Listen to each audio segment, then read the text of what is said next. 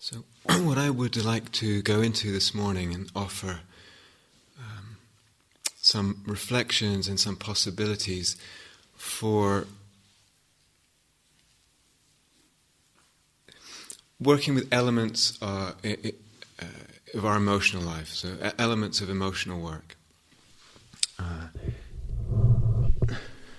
I've talked about this a lot in different talks, etc., but some of the stuff today, perhaps not so much put out there. Me personally, not so much put out there before. So I just want to explore a little bit, particularly around the dynamics of our emotional life and the dynamics of working with emotions. So I'd actually like to start with a kind of, just throwing a kind of, I don't know what it would be called, an axiom or something out there. And saying actually that our emotional life is dynamic. Our emotions are dynamic.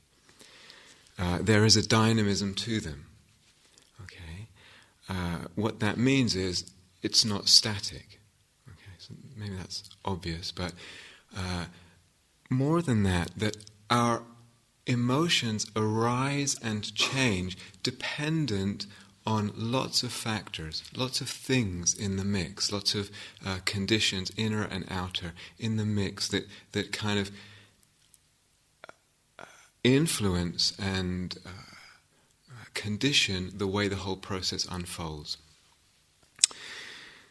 So because there's all these conditions, say emotional life, emotions are a dependent arising, dependent on all these conditions, they're not static.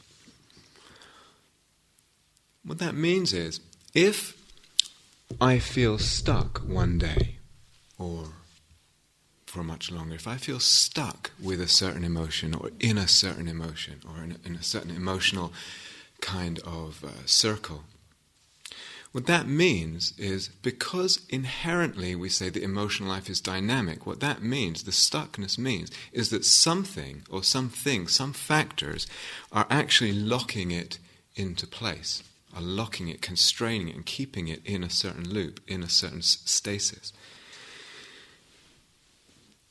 It's probably that we are locked in a certain relationship or relationships, for example, fear, with what is going on. Probably as well, or that there are assumptions and beliefs there that are helping to kind of lock this thing in place. So mostly today I'm talking about difficult emotions and working with difficult emotions, but a lot of what I talk about will also apply to lovely emotions. Assumptions and beliefs may be underpinning, often are underpinning the whole thing. They're kind of supporting the whole structure to stay in place and stay relatively static. If, this is still part of the axiom I'm throwing out, if the mindfulness can be there and the curiosity and the questioning can be there in a way that feels that is kind of supple and flexible enough, then those qualities, the flexibility, the suppleness of the mindfulness and curiosity and questioning, will actually allow the dynamism of the emotion and the emotional life to re-unfold, to reignite, to express itself. That dynamic nature can express itself and be revealed. When that is the case, we are no longer stuck, and we will feel freedom. We will feel freedom. We will feel expansion. So naturally, with this natural dynamism, natural dynamic quality, there is freedom. There is an expansion. Experience tends to open when that's the case. This is, you could say, from one perspective, this is the natural movement of our being, the natural movement of our emotional life. You could say. So it was an opening of the experience of freeing and an expansion. Aliveness and vitality will come in then to the being and the experience and the emotional life. Understandings with that emerge. As the whole thing just a little bit starts shifting, the whole thing starts moving and rolling and unfolding in a different way. And with that, understandings, wholeness, integration, healing. The more it starts moving, the more the healing can come in. Depth. So again, natural, organic, inherent, we could say, part of this unfoldment is an unfoldment also into depth. Depth of experience, depth of understanding. And joy. Joy. That's also part of feeling alive, feeling that the dynamism is alive, as it comes with joy. Sometimes even when things are difficult. Now, it's not always that we just look and can kind of open things a little bit and then the joy comes and all these other lovely qualities come immediately. Not at all. But in general, that is the movement when the natural dynamism is unblocked, is allowed. And it may not be in this sitting or even today or whatever. It may be that things start moving and they feel more difficult, or we see a whole other layer of something more difficult. But generally, that's we could say, and use that word, inherent movement of the being, the deep movement of our deep psychic course.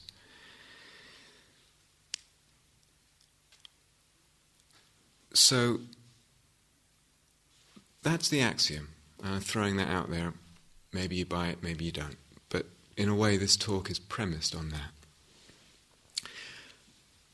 Maybe it's your experience already, I don't know. So, following that, I say, we, and there's no blame here, we, all of us, at times, we block that dynamism. The stuff that we do, stuff that goes on inside us that blocks that dynamism. So 2 questions then obviously arise out of that. How? How do we block this? How do we block the unfolding of what can be a beautiful process? And how can we unblock it? So just to say what I've already said, the change, the unfoldment, the dynamic nature, and the kind of increasing and decreasing, the getting stronger and the getting weaker in our emotional life of different emotions and different aspects, that will depend on things like the qualities that are in and with the attention in the present moment. In other words, we can pay attention, I'm going to go into this, we can pay attention in a lot of different ways. Incredible range, incredible subtlety there. Those qualities of attention are a major factor in what unfolds for us, and what gets more, what gets less, how it changes, how it unfolds. The qualities of attention, the meanings that we give. So we are always giving meaning to our experience, even when we don't realize it, even when we think we give no meaning at all. Or oftentimes we give very, very strong meanings to the presence of an emotion, etc. The meanings we give, the associations, perhaps via the story, via the past, the views that we have, the perspectives, the beliefs, etc. The beautiful thing is that we can actually be flexible with all that stuff. We can be flexible with our views, with our associations, with the meanings, with the qualities of attention, with the views, all of that. We actually can be flexible with that. And in exercising that flexibility, we can unlock some of that dynamism quite deeply. So reflecting on this, I want to offer 8 principles of working in this area to unlock the dynamism, with a lot of examples, so I don't want it to be abstract.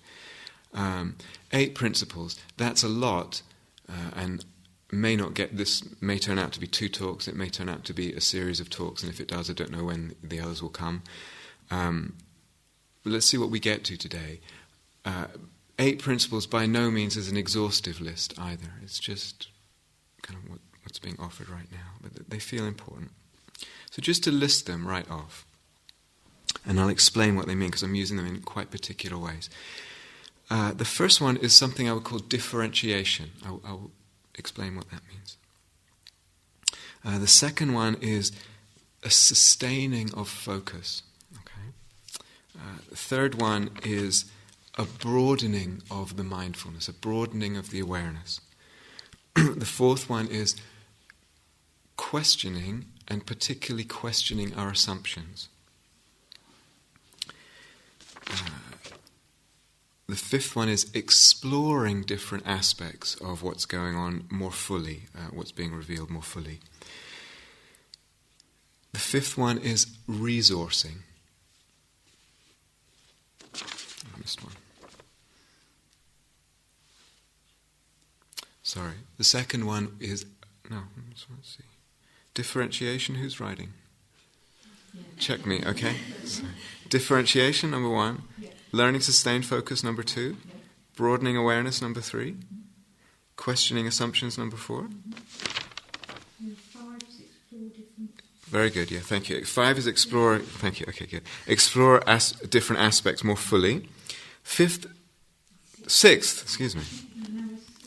yeah, is resourcing, okay. And I'll explain in detail what I mean by this. And there's different ways of resourcing. The 7th is using the story skillfully.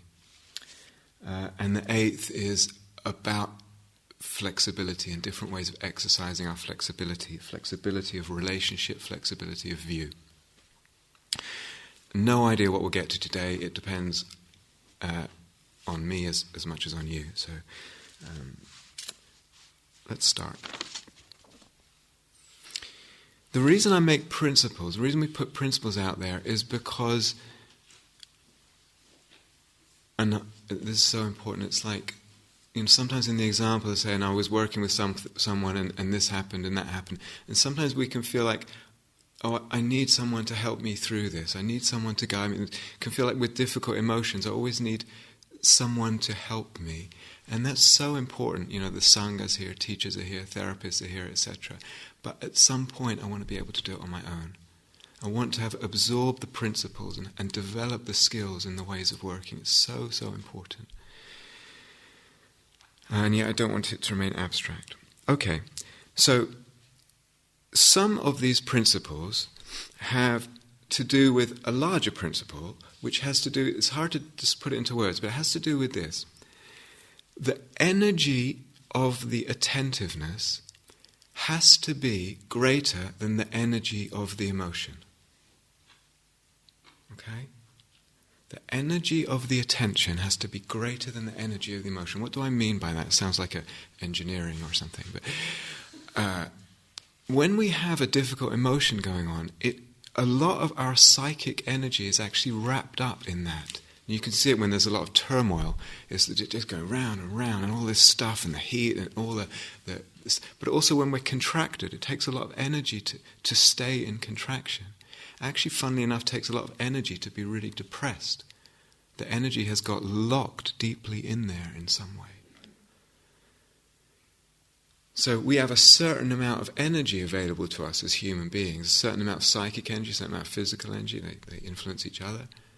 If most of it is wrapped up in the structure of the emotion, it's not in the attentiveness. But if it can find its way, if I can help it, the energy, if I can help to energize the attentiveness,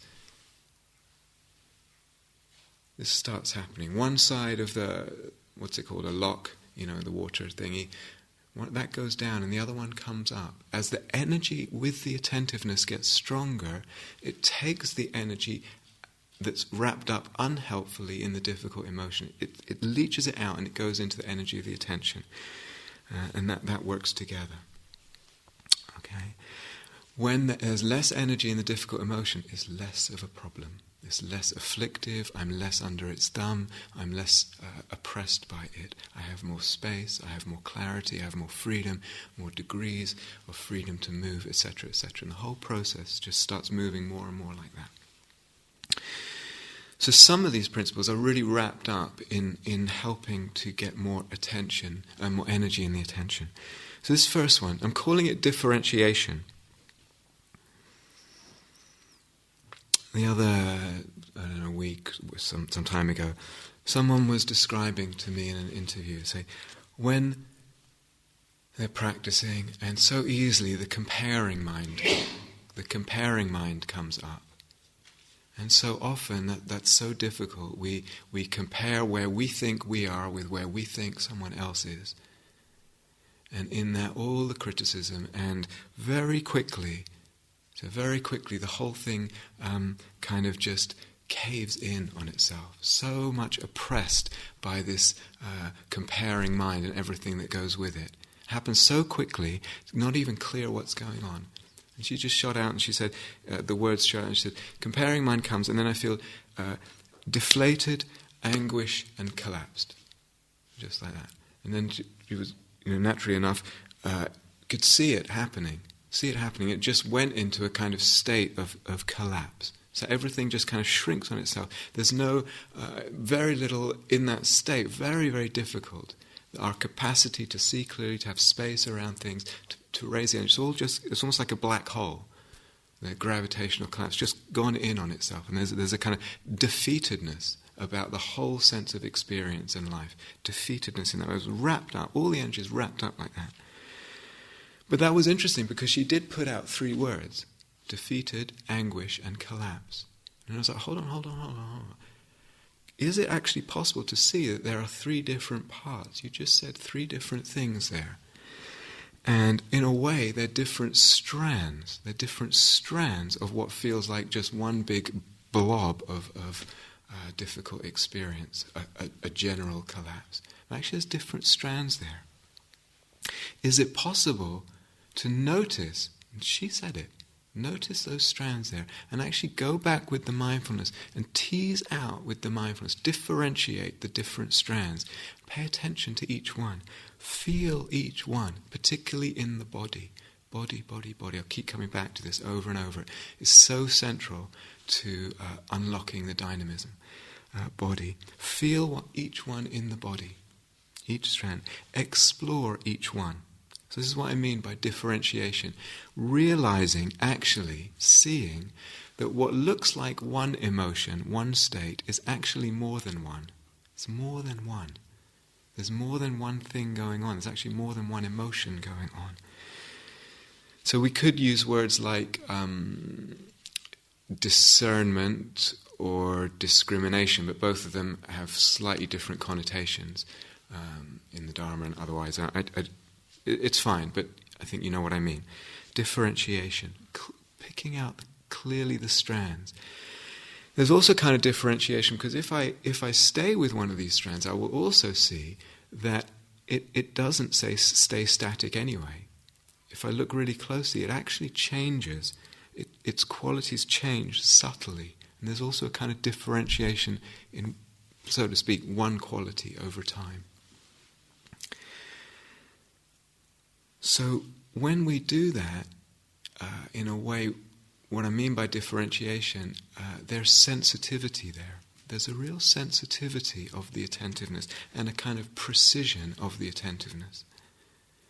And we love, as human beings, we love being sensitive. Something in us loves sensitivity. Sometimes we do a lot of stuff to dull our sensitivity. There's all kinds of tangents to this that I don't have time to go into, but sometimes we dull our sensitivity deliberately or in ways that we're not conscious of. But basically, deep down, we love sensitivity. We love being precise in the attention as well.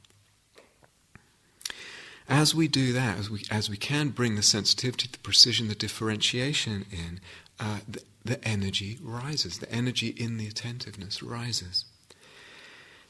And as we differentiate different strands, we are less likely to feel overwhelmed by one big, as I say, blob sitting on top of us. The very sort of breaking it down, differentiating it into sub-components, sub-aspects, almost like, I can look at this, and then I can look at this. It's breaking it down into smaller, less overwhelming pieces. Another factor that comes in at that point is interest. As I bring in the sensitivity and the precision and this differentiation, the whole experience actually starts to become more interesting. Interest is a movement that's the opposite of aversion. This is a difficult experience. We just normally would want to get rid of it. I just want to turn it off, turn myself off, turn the awareness off, get it out. But when there's interest, it's the opposite of aversion. Aversion makes things more difficult. We touched on this in the last talk.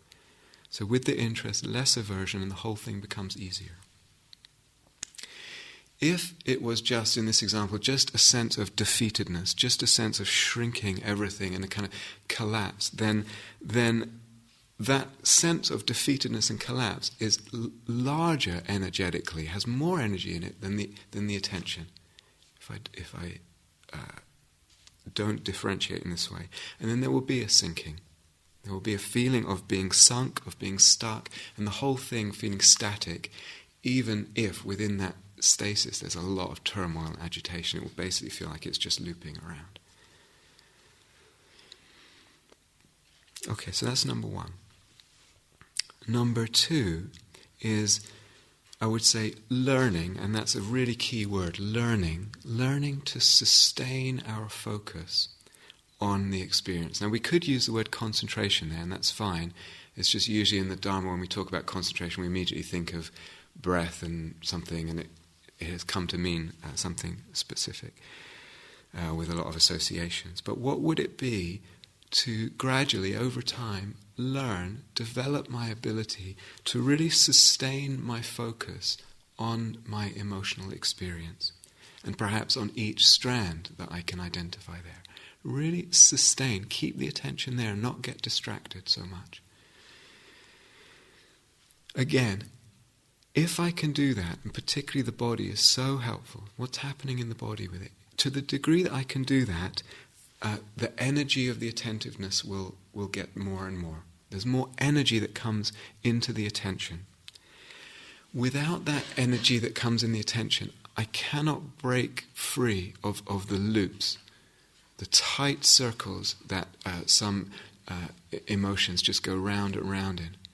It takes energy. It's almost like something needs to come into that little tight circle, that orbit, and just break it out of that. And this sustaining the focus is another factor. I cannot do it without energy. So somehow I need to bring energy in. When we talk about concentration, generally in the Dharma, whether it's breath or metta or this that I'm talking about now, in a way what we're concentrating, in a way, is our energy. We're actually concentrating our energy. That's why when concentration gets deep, you get all this manifestations in the body of a lot of pleasure and energy, because we're concentrating, we're not frittering away our energy. We're not squandering and dissipating the energy of our being, our psychic energy, our heart energy, our mental energy. So it's a bit like, I know nothing about electronics, but apparently there's something called a capacitor, which does something, it stores energy. It's like the electric current goes and it keeps it there and it gets more and more strong. And that's in a way what we're doing. We're not dissipating the currents of energy. We're letting them collect. And that energy can then be used to break something out of its orbit. So like I said, if the energy of attention is higher, then it won't be collapsed. It won't be stuck in that kind of depression, etc. When the energy of the attentiveness is greater than the energy of the emotion, greater than the energy of the experience, greater than the energy of the reactivity, the whole experience starts opening. Actually, peace starts coming into the field of the experience. It may even replace what's going on, but it will certainly begin to come in around what's going on. Peace comes. Confidence comes. Confidence in relation to what's going on emotionally. Confidence comes. Sweetness comes. Sweetness comes. When I am not under the heel of this afflictive emotion, I can have something that's difficult and even painful, and there can be sweetness with it. And that's a beautiful thing to know as a human being. It's a beautiful thing to have confidence in, to be convinced of. So the allowing of the manifestation of peace, confidence, sweetness, that already is a dynamism coming. It already is a kind of dynamic unfolding being allowed. And with that, more and more, it gets more dynamic, more unfolding is available. So big question is how to raise the energy of the attentiveness. We said differentiation, learning to sustain focus, is precision, sensitivity. Sensitivity, by the way, you could also say something like delicacy of attention. The delicacy of attention. What is it to really put the attentiveness on something. In this case, we're talking about emotions, but it could be anything. And have the attention almost be like a feather, just so lightly touching the emotion, so sensitive, so delicate in the way it's feeling out the experience. In that, there is sensitivity, and that will it will raise the energy, it will bring space, it will unlock this dynamism. But other qualities, and going further on the list, we said the third one, broadening the awareness, broadening the awareness of what is going on at the same time. When I first started meditation, that was actually the definition that was given to me. This is 25 years ago. That was actually the definition given to me of mindfulness. So I was learning concentration practices, and then we said mindfulness means knowing what else is going on. Like concentration is concentration at one point on a certain element of an experience, and the mindfulness is kind of like the background, bigger picture. What else is there? And that there are actually, interestingly, many meanings, uses of the word mindfulness, but that one is as valid as any other, and I found it very helpful. So you could call it mindfulness, this third one. You could call it the breadth of attention. And we also said questioning, which is the fourth.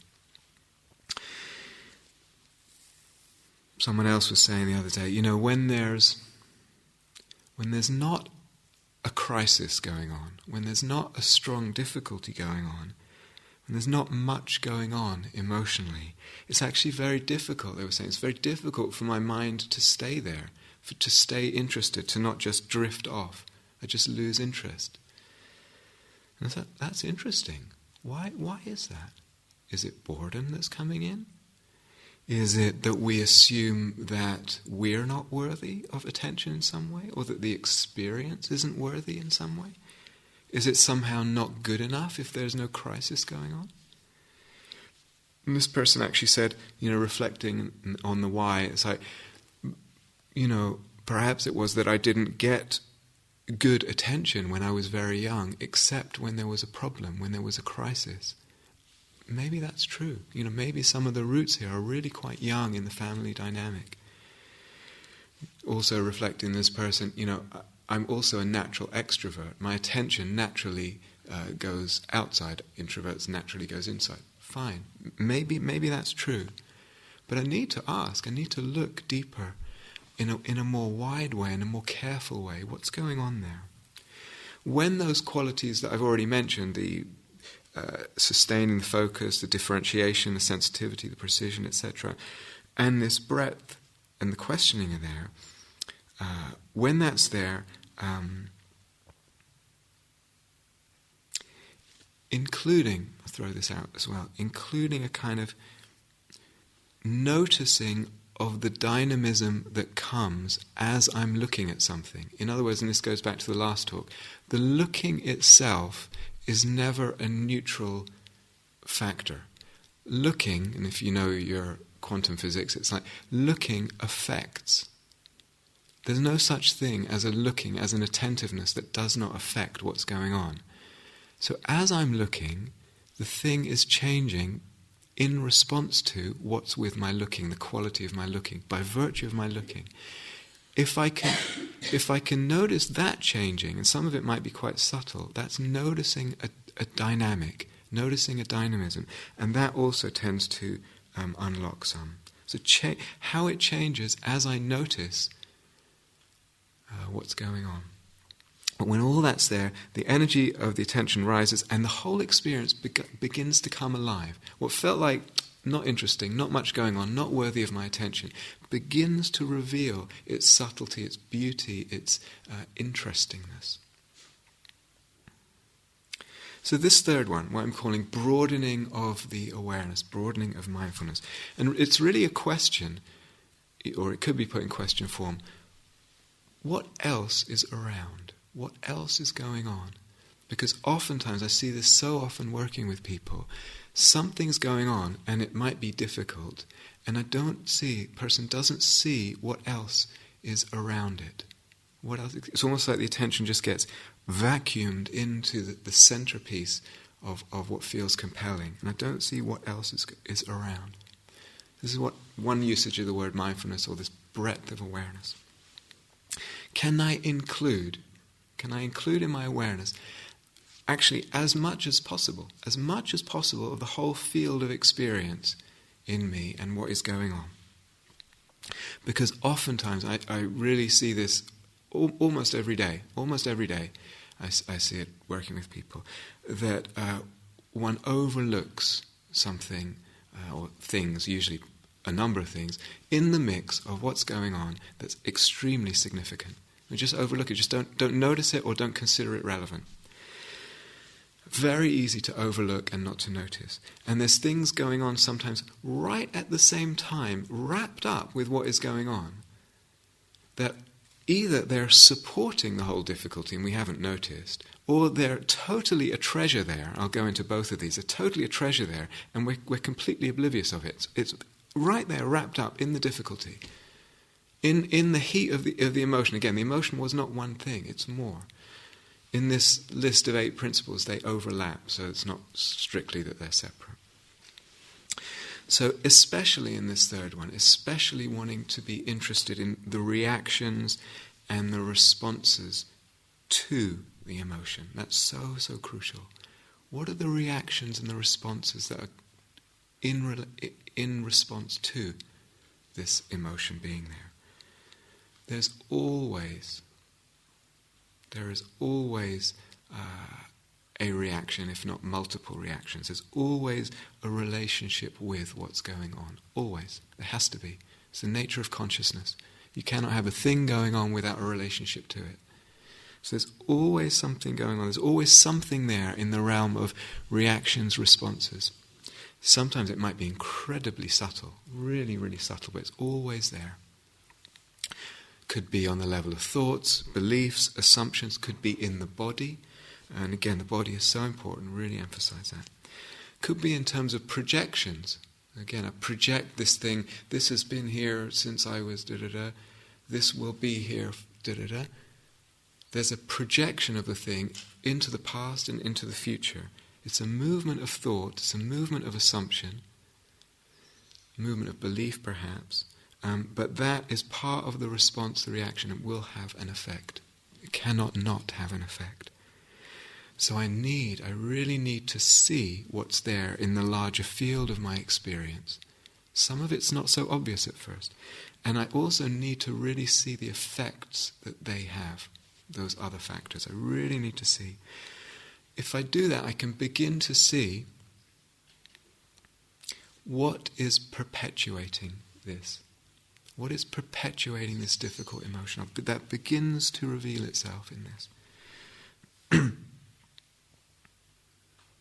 And we could, if we make it just a very quick, there could be in the realm of assumptions and beliefs, particularly could be in the realm of self-views, views about myself, and could be in the realm of reaction energetics, you could say, what we talked about last time in the talk on Vedana, the relationship with resistance, aversion, etc. And those 3 are not separate.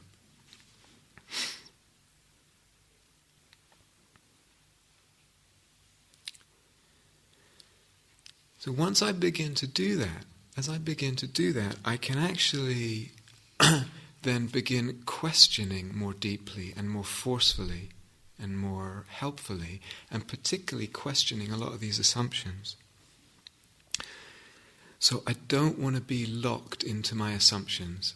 It's really not helpful to be locked into my assumptions. Because that locking into assumptions will decrease the dynamism and there will be a stuckness. So very often something comes up and it seems obvious to us. It's this. I know what it is. It's this. Maybe I'm not even thinking I know what it is, or I'm not even thinking it's this, but it's just there's a sort of attitude that we know and we're not questioning the assumptions. So I'm really talking about practice. I'm aware that it might sound abstract so far, but I really want to talk about practice. And all this is a practice. It will only be of value at all to the degree that we bring it into practice. Apart from that, it's completely meaningless. Any talk has only a value to the extent that we practice what's in it. So a little while ago, someone came in for an interview and reported, amongst lots of other stuff, said there's a lot of ranting going on in the meditation. A lot of, and I asked, well, what do you mean? And there's a lot of angry voice going in. There's a lot of telling people what they should do. So that's interesting. The immediate sense of, well, this is a problem. This shouldn't be here. Typically, typical Dharma response would be, one of the typical, there's many options, but one of them would be, okay, that sounds like a hindrance is going on. It sounds like there's aversion going on. That's the second hindrance. Maybe there's some restlessness involved with it as well. Can you see it as a hindrance? This would be the typical. Can you see it as a hindrance? Can you see that the hindrance is giving rise to papancha, and we're really getting involved in the stories? This person should do that, and they should do this, and wait till I get home and tell the other one about da-da-da. It's gone to the level of papancha now. It's not just the hindrance. It's like it's hooked into the papancha. So what really helps in this more typical mode is to really see it. No, this is a hindrance. I know that. This is a hindrance, and see it that way. And then I can have a chance. I can disbelieve it. I can choose to unhook some of the believing power, which makes it more of a problem. And go to the body. And how does this feel in the body, this ranting, this agitation? I can then drop some of the content, etc. Okay, so that's typical, that's one way. But sometimes, especially for an experienced practitioner, we just assume, oh, that's a hindrance, that's this, or whatever. Maybe that doesn't allow a fuller investigation of some of the more psychological aspects of what's going on. So in this case, I just asked this person a question. Well, if you were practicing on your own, it's like you could ask yourself a question. What would the question be? In this case, I happened to ask, do you feel that you're taking your voice in your life? Do you feel that you're allowing your voice? Is your voice allowed? Are you free to express yourself? Are you feeling heard in your life? This is a different approach. Are you feeling heard? It may be that there are some important insights and important openings here that come through that, actually asking. It may be that if we just stay, for instance, at the level of sensations, okay, it's aversion, how do I feel it in the body? It's restlessness, I feel it in the body, it's just that hindrance. That actually doesn't lead to a sort of fully rounded and psychologically so deep understanding. I remember many years ago, I lived in the States and I was involved in a very complex relationship with a person of authority. A person of authority. Faith doesn't like me to. Person of authority. And over a long period of time, it was an enormously helpful relationship for me. I really grew a lot in it. And it had a lot of stuff, as time went on, I began to realize, a lot of stuff that was not healthy in it.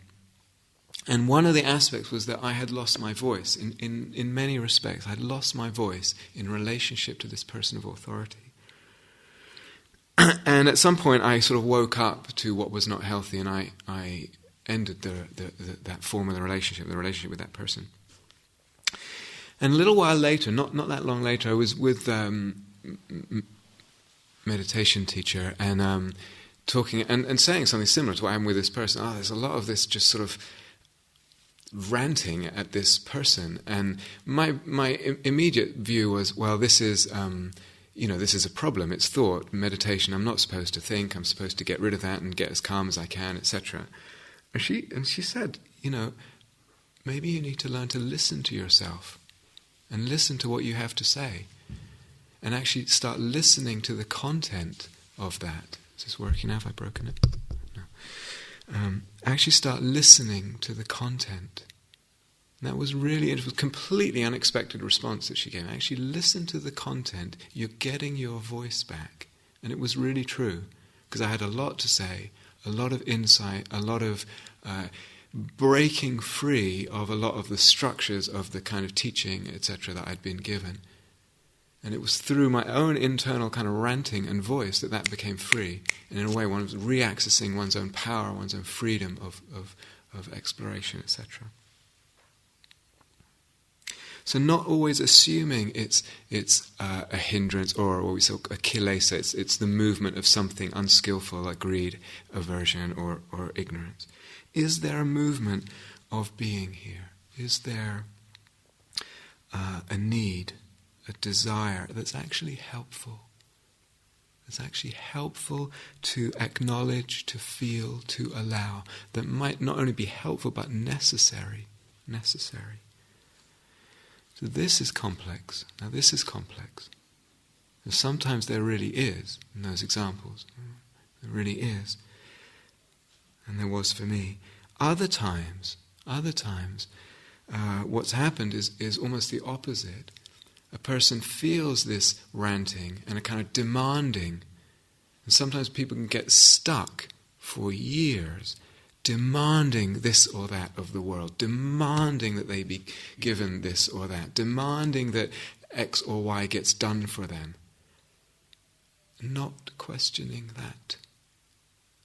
So sometimes we don't give this movement enough space, enough exploration. Sometimes we give it too much voice, too much authority. And a person can be stuck in that and resistant to seeing it in any other way. Complex. All this is complex. Needs investigation.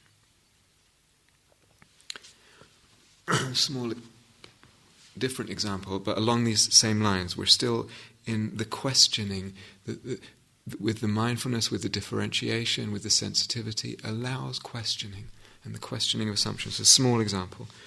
A few weeks ago, I was feeling quite low energy physically, and I'd been a little bit ill, and not slept very well. Had got very little sleep. And so with that lowness of physical energy, there was a lowness of the emotional energy. And with that, there was a kind of a feeling of sort of like sadness. It was a sort of like sadness around. And I was with it, and I was exploring it. I was like, what's this about? What's this about? What am I sad about? Is it that I'm sad about something? Is it sadness? What is it?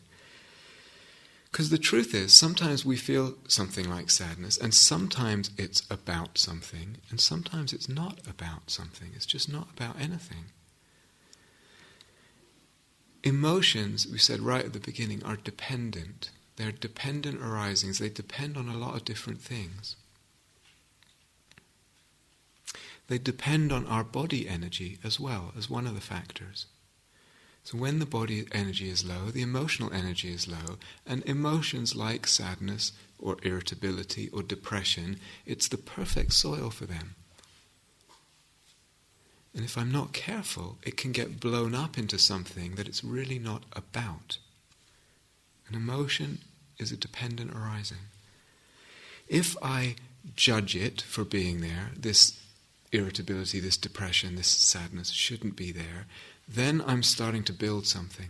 If I immediately just come in and say, must be about something, and just stick it, find an issue, let's look, find an issue, stick it on the issue. Is that really real? Sometimes it is, sometimes it's not. But that's just kind of artificial and creating of papancha, and actually dukkha. There'll be some suffering there. So I was with it, and feeling very tired and not well physically, etc. And then this curious feeling around. It was quite subtle. And I said, I'll go for a bike ride. And I went for a bike ride. And at some point, it was a beautiful day. It was really, really one of those still, sunny, gorgeous days, late afternoon, before the clocks had changed. And I got off in a lane. There's a lovely place near here where I sometimes just get off my bike, and I sometimes walk when I feel a bit more contemplative, and I walk with my bike. And the light was so beautiful, and there was such a quietness there in the lane. I was the only person around, and there's such a sense of peace began to come, just such a sense of peace imbuing everything. And the heart felt really touched, and sort of there was a real sense of blessing there, blessing. This thing that was sort of sadness actually was morphing. It was morphing. It was opening and unfolding. Its dynamism was unfolding, and it was actually turning into something very different. Well, different. No denial there, no disconnection. I was perfectly prepared to see maybe there's something I'm sad about. With the process, investigating it, bringing the sensitivity in open. It was honest, it was alive, it was open. Things are dynamic, things are dependent arisings, especially emotions. And then the things can unfold. And oftentimes what happens, to repeat what I've already said, when things unfold, when the dynamism is unblocked, is actually sometimes, oftentimes, it will move towards more tenderness, more beautiful qualities of heart and perception and ways of seeing our existence begin to manifest in the unblocking of what has become stuck. More beautiful qualities of heart and perception and the very seeing of existence. And that's exactly what happened in this instance. I mean, it's quite a small example. It wasn't, it wasn't that amazing or anything, but it was actually very beautiful in quite a subtle way. Not that big deal, but and there was the thing that came for me was it was a sense of walking in the lane and this thing just morphing and then looking around me and everything, and really then feeling like I was walking in this space of really hard to describe. Somehow the sense of being very inseparably partaking very deeply, drinking, being part of very deeply a kind of endless blessing, the endless blessedness of existence. There was a real tenderness in that. And it wasn't really that big a deal, really, and I just throw it out as an example. But if I take away some of these assumptions, I let the thing have its dynamism, I let it unfold, I question, I probe, I'm not locking it into place. Generally, the dukkha gets less. The exploration of our life, the journey of our life, the sensitivities of our life, of our being, they further themselves, they unfold, they get deeper. We discover new sensitivities, new unfoldments, new dimensions of the being, new territories. Sometimes that's big and dramatic and amazing, and a person is like, wow, and I'll give some examples. And sometimes, like this example, it's not, I have plenty of experience. It wasn't that big a deal, but it was beautiful, and it was, in some particular way, it was quite new. But that was a little bit new as an unfoldment.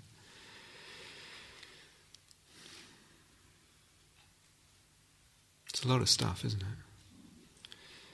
I won't finish it in one talk. Okay,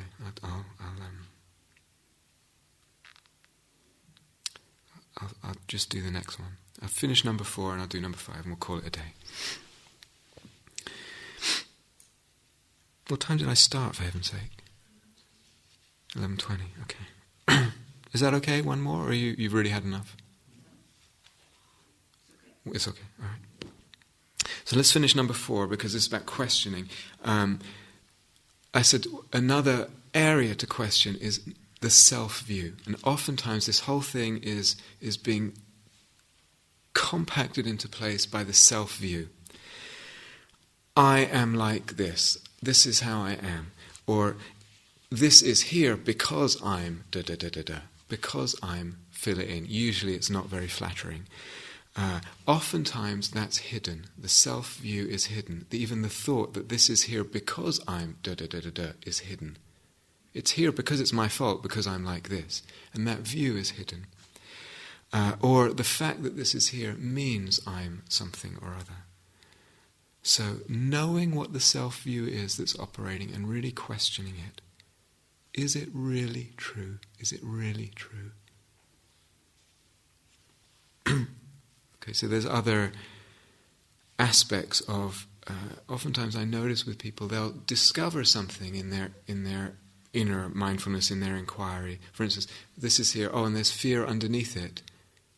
And then, for instance, they don't keep going with the questioning. A person doesn't keep going, and it's just like, oh, it's fear. Oh, okay, there's fear.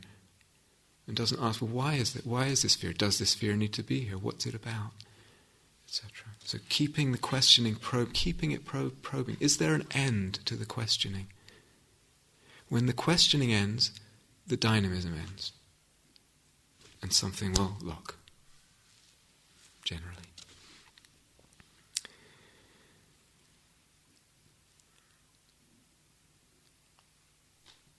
Okay, number 5 is really by virtue of an example, and it's really a summary of what's come up till now.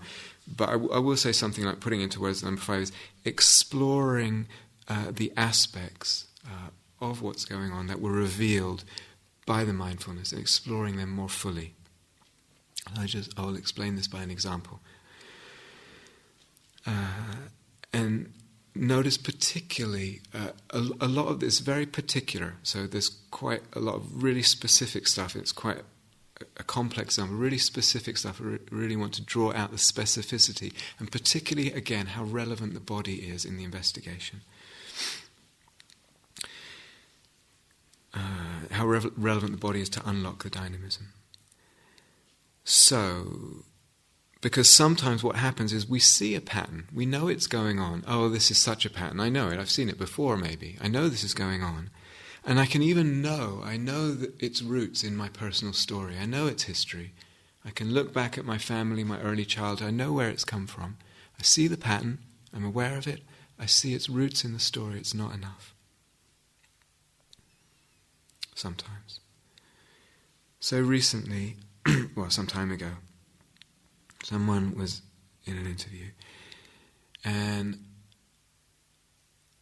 was just starting a new romance, quite unexpected and very delightful for her in lots of ways. Particularly in the sense of, not so much that I want this, as like a grasping sometimes that can come in the romantic relationship. It was more like a sense, not that that wasn't there, but that wasn't so strong. What was more there was a kind of acknowledgement of how heart-opening this was, this new initial period of a romance, how the qualities of heart were really opening. And at the same time as there was some degree of opening, she was really conscious that she wasn't letting herself feel the fullness of that opening, the loveliness of it, the pleasure of it, the excitement of it fully. A lot of stuff, it was kind of clamped around. She was locking it quite tightly in some respects. And she said because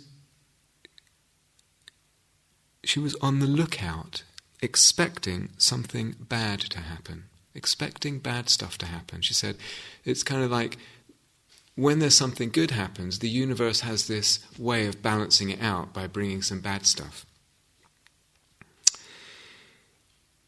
And then we were exploring that, and she said, because, my mum did have really bad stuff happen, and really bad stuff happened very suddenly.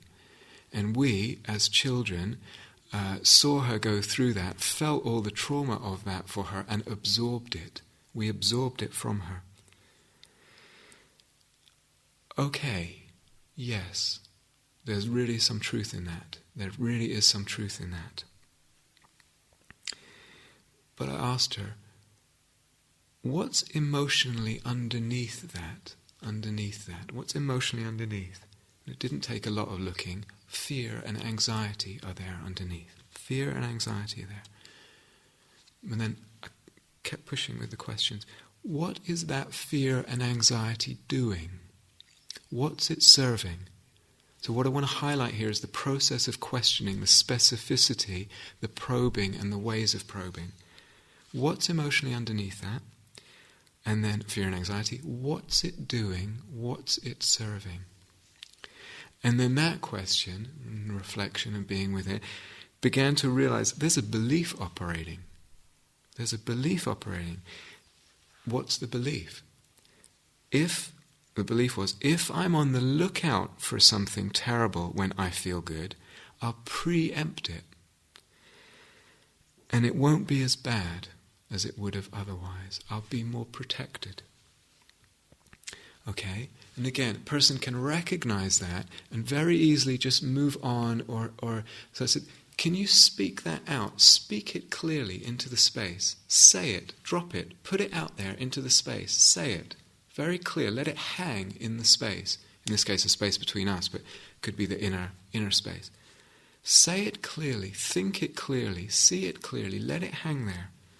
Listen to it clearly. Okay, so that's another part in terms of specificity. And then, because I've done that, then I'm able to see more clearly, the next probing, what response comes from the being when you see that, when you hear that, when you let that hang there in the space. You've heard yourself say that, you've heard that that's there, let it hang there, then what's the heart's response, what's the being's response to it?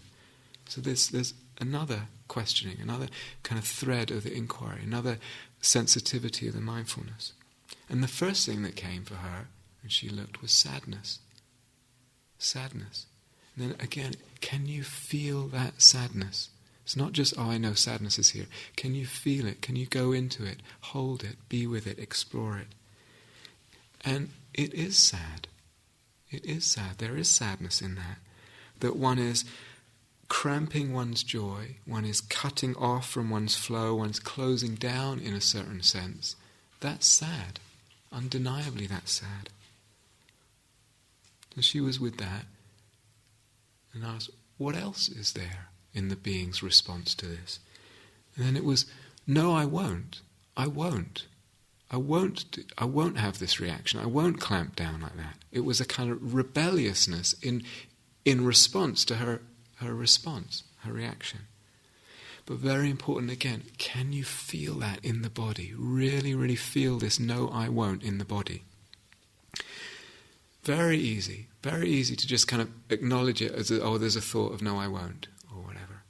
So first, and in this case it was first, just a thought, it's just a thought, no, I won't. I was really trying to keep her in the body, stay with that, explore it. But then began to notice, she was sitting in an armchair, maybe I pointed out, I can't remember, but noticing her hands had become fists with the no, I won't. A small thing, but there's some bodily reflection of the thought, no, I won't. I need to feel that, acknowledge it, feel the fist. And the fist lightly kind of slammed on the armchair side, whatever it's called, handrest. Can I let that bodily feeling fill out? This is really important. Can I let that kind of response, it's a response of reclaiming my power and my strength, can I let it fill out and fill the space of the body and space of the being? Give it space. Can I give it space? Can you give it space? And then what happened in this instance, and all this very normal. Very normal. If I pick up the threads, if I'm alive to it, if there's that sensitivity in the question, what happens then? Not just the hands, but goes right there into the belly, and then the whole body. And what came with that? A palpable feeling of strength in that moment. Real strength. So it had gone from this sense of cramped constriction, sadness, etc., the sadness of all that. And the whole thing was unlocking its dynamism, was morphing right there in the moment. Strength, an experience of strength, an experience of spaciousness, an experience of openness, an experience of happiness, all there together as a new mix. And again, going back to the first principle, can I then differentiate those qualities? Really feel.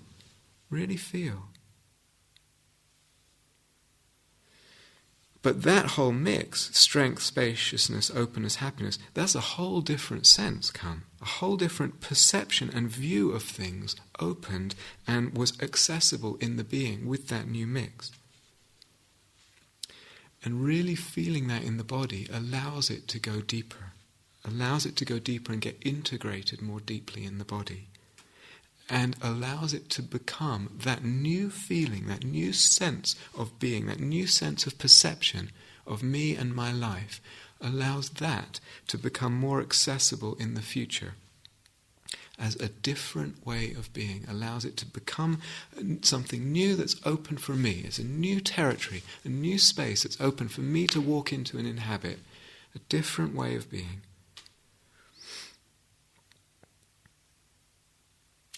That was for her unexpected, very unexpected, very new, unknown, it was exciting, it was a real discovery. Just pick out one more thread of that before I end. In that new mix, the body sense felt very different. And it's really, again, body, body, body. It's so important. Can you feel your way in to really inhabiting that new body sense? The whole body feels very different. When the body feels different, the self feels different. Okay? Self also is dependent arising. One of the things that the sense of self is dependent on is how the body feels. When we feel cramped, and the emotions are cramped because I'm afraid of enjoying the beauty of this opening because the universe will balance it out and the whole thing gets cramped, etc. The body gets cramped and the sense of self gets cramped and locked into certain orbits and tight, etc. If I can really feel and really allow and really tune into and experience this different body sense, then that will bring with it a different sense of self. My very self feels different. It's like I'm a new personality. Stronger in this case. More open in this case. And then that begs a question. Who am I? Who am I when this is here? This that's unfamiliar. Who am I now? It's very different than the I that I'm used to. It's a very different experience of myself. Really, can I inhabit that new sense of self, that we could say wider, more expansive sense of self? In a way, in a very real way, that's a truer sense of self. It's a more authentic sense of self. So I'm not necessarily saying that's the end of the path at all, or that's a final ultimate truth. I'm not saying that. But again, especially Dharma practitioners might be very easy to dismiss, too quick to dismiss, oh, it's just another sense of self. Shouldn't identify with self-views. It's just another identity. Don't identify with this. But maybe there's something there to actually really fully inhabit and actually put on, like we put on clothes, inhabit that identity for a while. Feel that feel out. There might be a lot of healing there, a lot of the healing of the unfolding of the expansion of the dynamism.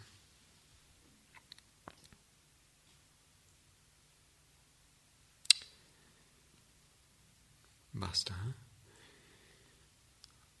Okay, so let's call that part one, and either on this retreat or some other time we'll do some other stuff. Let's have a bit of quiet together.